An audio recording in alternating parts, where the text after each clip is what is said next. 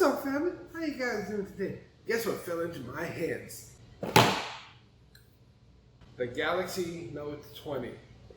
Shout out to my manager Nick for hooking me up and letting me do an unboxing of this phone. If you guys want to see more unboxing content, don't forget to subscribe. There are two versions of this phone, the Note 20 and the Note 20 Ultra.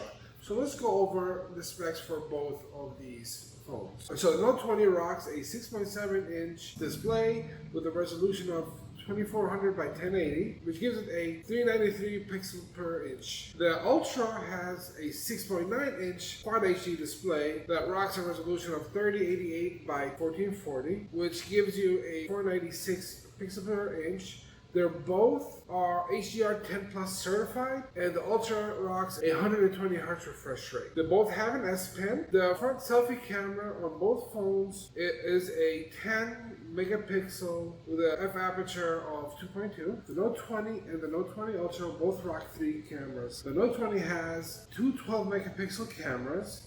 One is an ultra-wide camera with a f2.2 aperture, and the second one has an f1.8 aperture and is a wide-angle lens. It also has a 64 megapixel telephoto camera with an f2.0 aperture. The Ultra has two 12 megapixel cameras. The first camera has an f2.2 aperture, and the second one has f3.0, and it's a telephoto camera. And the third camera that's on here is a 108 megapixel wide angle camera with an f1.8 aperture. That is a lot of pixels. They both are capable of optical zoom. The Note 20 has a 3x hybrid optical zoom, and the Ultra is a 5x optical zoom, which is all mechanical, so it will zoom in without losing any resolution. The digital zoom on the first one is 30x, and on the Ultra is 50x. Both phones are capable of optical image stabilization, tracking autofocus. However, the difference between those two phones, the Ultra has laser autofocus. Both of the phones support 8K recording at 24 FPS, 4K at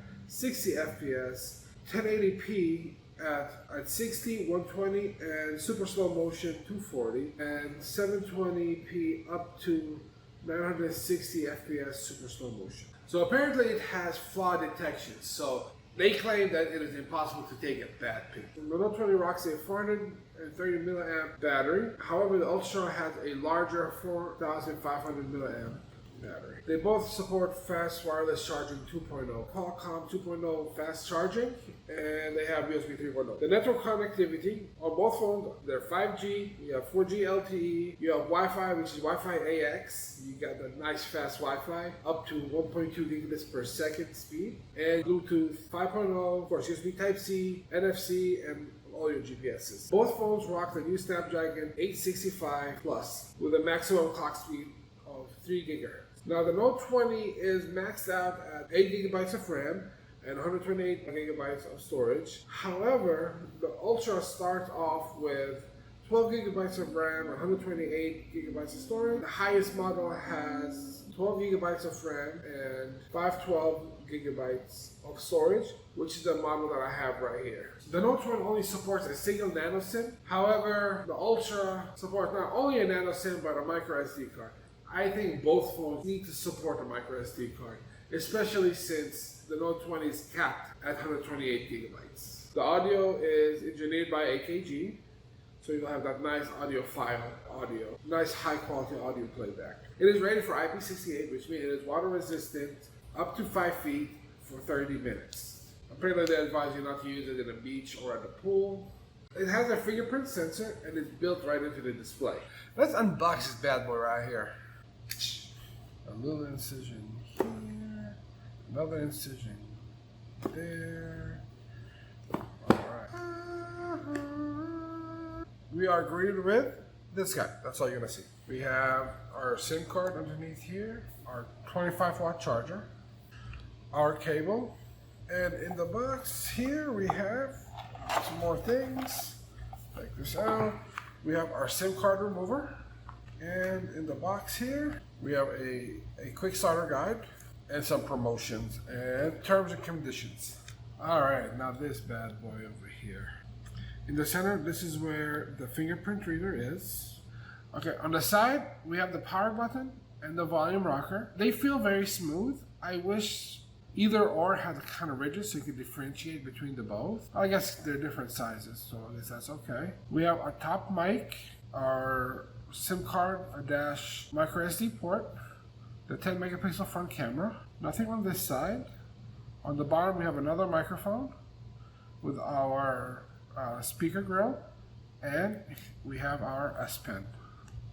And on the back we have our two 12 megapixel cameras, a third 108 megapixel camera, flash, and laser autofocus. And this is a sleek phone. Let's see if it has any juice to turn on. And it runs, and it's alive. I love this display. It's almost edge to edge to edge to edge. It is beautiful. Let's take off all this protectiveness.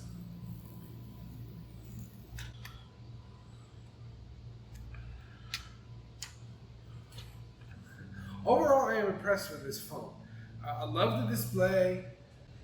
Again, this is a huge phone.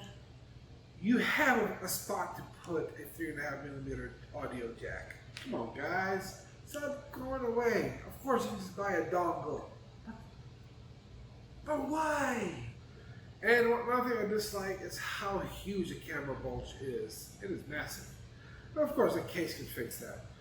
I wish I could do more with the phone, but this is going back to my manager, and he's going to use it as his daily. So this is the only chance that I have with this phone until hopefully I get mine. Shout out to Life Hope Lab for allowing me to use their conference room so I can record this video. If you guys are out looking for a phone, this is the phone to get. If you guys enjoyed this video, subscribe and smash that like button. Hit the bell so you get notified when I release my next video. Put a comment below letting me know what you think about this phone, or if you have another suggestion. And I'll see you guys next time. Peace.